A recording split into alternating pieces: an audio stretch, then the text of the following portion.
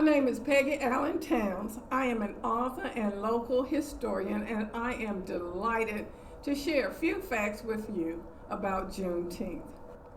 What is Juneteenth? A combination of words, June and 19. Juneteenth commemorates the day when enslaved people in Galveston, Texas were told that they were free. Symbolizing freedom, is also known as Emancipation Day, Jubilee Day, and Freedom Day. While America observes the 4th of July in honor of Independence Day, history reminds us that blacks were still enslaved in the United States. As we celebrate today, Juneteenth is a day to acknowledge and reflect on freedom, the African American history, and the impactful legacy that they leave. Juneteenth is the oldest known celebration recognizing the end of slavery in Texas. Not, and I repeat, not, did it end slavery in the United States. So let's look back to how this all began. Only a few months after Abraham Lincoln was elected President of the United States, many slave-holding states left the Union because they wanted to keep their slaves. Alabama was the 4th state to withdraw. The disagreement between the North and South resulted in a war between the states, commonly known as the Civil War. For 4 years, our nation would be at war with itself. In an attempt to restore the Union, President Lincoln issued the Emancipation Proclamation on September 22, 1862, warning states in rebellion that if they did not return to the Union by January 1, 1863, he would free all slaves in rebellious states. The 11 Confederate states ignored the president, and the proclamation went into effect January 1, stating that all persons held in rebellious states would be thenceforward and forever free. But now, let's look at the reality of the Emancipation Proclamation. Despite President Lincoln's 1863 declaration proclaiming freedom to all slaves in Confederate states, they were still enslaved, but it started a trajectory toward freedom. Another point, the Emancipation Proclamation officially authorized the recruitment of African Americans to be soldiers in the United States military, creating the Bureau of Colored Troops that made it legal for free blacks and former slaves to carry weapons. In Decatur, one such regiment was the 106th. You know, Decatur has the distinction of being the first of only 2 African American regiments established in Alabama. Prior to this time, people of color were used to dig trenches, prepare railroads, build forts, and so forth. You know, President Abraham Lincoln would later say, success could not have been achieved had it not been for the black soldiers. On paper, the Emancipation Proclamation freed slaves in rebelling states. The South did not accept this document. It would take additionally 2 years and 4 months of fighting before the slaves in the South were freed and the Civil War ended.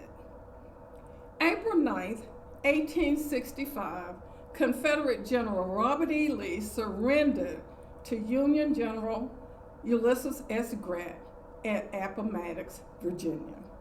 Reports of freedom were limited in some areas, since the enslaved were at the mercy of people who were not in a hurry to tell them they were free.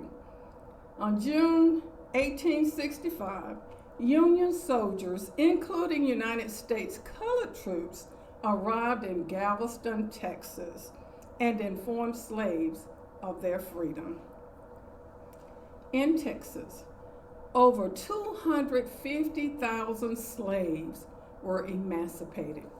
Can you imagine the reaction of the news? You're free?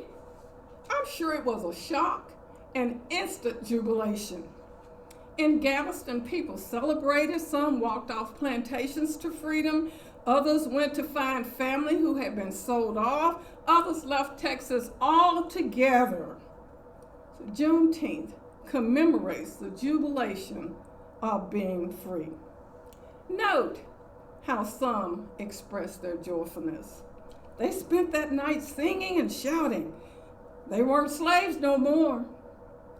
There was singing, there was dancing. My mother-in-law danced all the way to the turn road and right into Master's parlor. There was all kinds of rejoicing. Folks left home out in the streets crying, praying, singing, and shouting, yelling. And when they turned me loose, I was naked, barefoot, and didn't have nothing to start out on. Just a few of the remarks from that Juneteenth day of emancipation. At this time, slavery still existed in Kentucky, Delaware, 12 parishes of Louisiana, and 7 counties in Virginia. A watershed moment occurred in our nation's history on December 1865 when the 13th Amendment to the Constitution was ratified and freed all slaves. The first official Emancipation Day that evolved into Juneteenth was in 1866 under the direction of the Freedmen's Bureau. The black churches played a key role in that celebration, and the Bureau's first order of business was to inform and encourage these former slaves of their right to vote. And that's something that we should still be doing as we celebrate Juneteenth each year. Juneteenth celebrations grew larger, and in 1872, a group of black ministers and businessmen in Houston purchased 10 acres of land for $800 and created Emancipation Park. Now, with a permanent place to celebrate, they dressed up and the festivities began. Church services, they sung spirituals like Go Down Moses and Calvary. They read the Emancipation Proclamation. There was entertainment and marches through town. Politicians spoke. There were sporting events, huge gatherings, horseshoes, baseball games, and the like. And the food included barbecue, turnip greens, beans, and always red foods and drink.